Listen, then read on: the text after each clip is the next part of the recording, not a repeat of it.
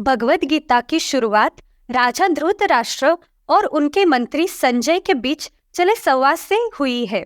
धृतराष्ट्र यानी कौरवों के पिता, जो जन्म से ही नेत्रहीन थे। नेत्रहीन होने के कारण वह युद्ध में उपस्थित नहीं हो सके। धृतराष्ट्र को अपने पुत्रों को यानी कौरवों के प्रति बहुत मोह और प्यार था और वो पांडवों के न्यायोचित अधिकार को हड़पना चाहता था।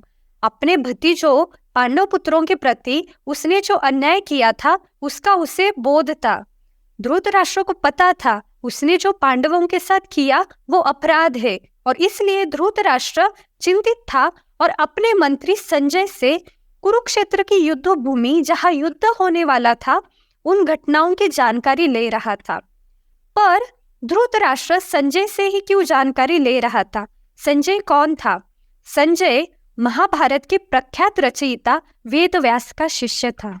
ऋषि वेदव्यास के पास चमत्कारिक शक्ति थी जिससे वह दूर दूर तक जो भी घटनाएं होने वाली है उन्हें प्रत्यक्ष रूप में देख सकते थे। गुरु वेदव्यास से संजय ने भी दूरदृष्टि की दिव्य चमत्कारिक शक्ति प्राप्त की थी। इसलिए संजय युद्ध भूमि के सभी घटनाओं को दूर से देख सका। इसलिए इस पहले श्लोक में धृतराष्ट्र ने संजय से पूछा कि उसके पुत्रों और पांडवों ने युद्ध भूमि में एकत्रित होने के पश्चात क्या किया।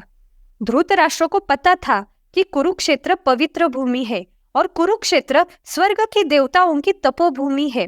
इसलिए इस भूमि पर धर्म ही फलीभूत होता है, यानी जो सही है, जो धर्म के साथ है, उसका ही विजय निश्चित होता है।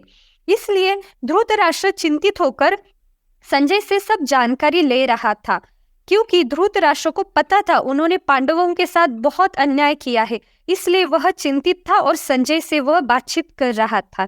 हरे कृष्ण।